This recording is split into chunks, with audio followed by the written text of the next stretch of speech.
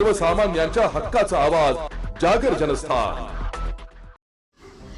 धुळे शहरातील देवपूर येथे 2018 मध्ये घडलेल्या रावसाहेब पाटील व त्यांचा मुलगा वैभव पाटील यांच्या दुहेरी खून प्रकरणी धुळे जिल्हा सत्र न्यायालयाने आज महत्त्वाचा निकाल दिलाय।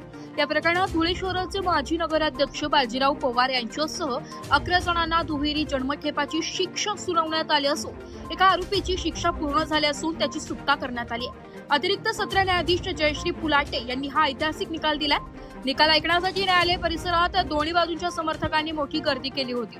शहरातील देवपूर येथे 8 जून 2018 रोजी रावसाहेब पाटील आणि वैभव पाटील या पितापुत्रांची 5 ते 6 जणांच्या जमावाने धारदार शस्त्रांनी पितापुत्राची निर्घृण हत्या केली होती। त्या प्रकरणी माजी नगराध्यक्ष बाजीराव पवार, भूपेश वाल्मिक पाटील, हर्षद उर्फ दादू रवींद्र पाटील, जयराज श्यामकांत पाटील, वैभव उर्फ सोनू अरुण पवार, ऋषिकेश श्यामकांत पाटील, दर्शन अंबादास परदेशी, भगवान नानाभाऊ अहिरे, संदीप उर्फ विक्की दिलीप वेळीस, अप्पा उर्फ अर्जुन भगवान अहिरे, गौरव बाजीराव पवार, भूषण बाबुराव कापकर, भूषण निंबा पगारे यांच्या विरुद्ध दोषारोप पत्र दाखल करण्यात आलं होतं।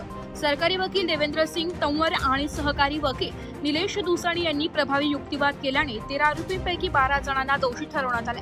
मात्र वैभव उर्फ सोनू अरुण पवार यास पुराव्याअभावी निर्दोष घोषित करण्यात आले। आज न्यायालयाने आरोपींचे म्हणणे ऐकून घेतल्यानंतर आज दुहेरी जन्मठेपेची शिक्षा सुनावली आहे। जागर जनस्थानसाठी प्रतिनिधी रूपक बिरारी, धुळे। याच्यात रावसाहेब पाटील हा बाजीराव पवार यांनी बाळापूर ग्रामपंचायतमध्ये इलेक्शन झाले होते, त्या बाजीराव पवारच्या अगेन्स्ट त्यांनी काम केलं होतं।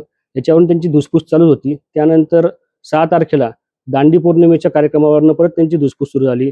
7 तारखेला पण परत त्यांनी वैभव पवारला पण धमकी दिली, वैभव पाटीलला धमकी दिली।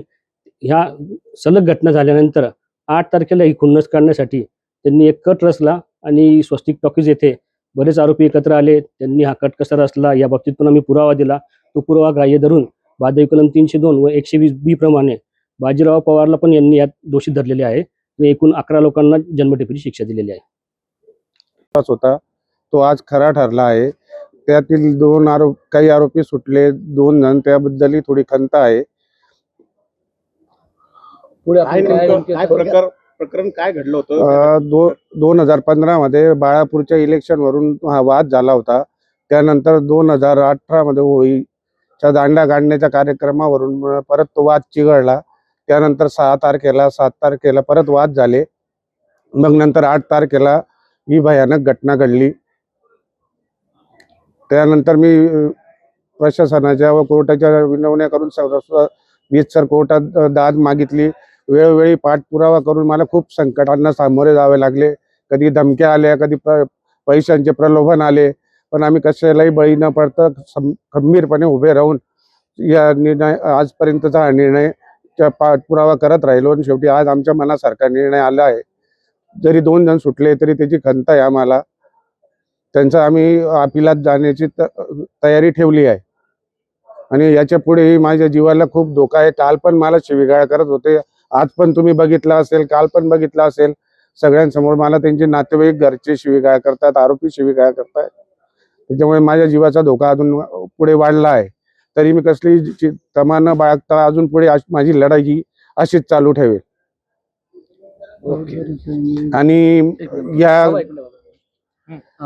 गुन्ह्याचा तपास श्रीमती सरिता मंजेबापू भांड मॅडम तसेच सतीश गोराडे साहेब यांनी सुरेखपणे केला असून त्यांच्या तपासावरचा बारीक अभ्यास करून त्याच्यावर संपूर्णपणे कॉन्सन्ट्रेट करून खूप सखोल हे करून ॲडव्होकेट देवेंद्र सिंह तंवर सर तसेच ॲडव्होकेट निलेश दुसाणे सर यांनी बारीक अभ्यास करून त्यातील बारीक खाचखळगे हे सर्व हे करून कोर्टाच्या सगळे काही घटना निदर्शनास आणून सर्व आरोप सिद्ध करून आम्हाला न्याय मिळवून दिला आहे। त्याबद्दल मी त्यांचे खूप खूप आभारी आहे।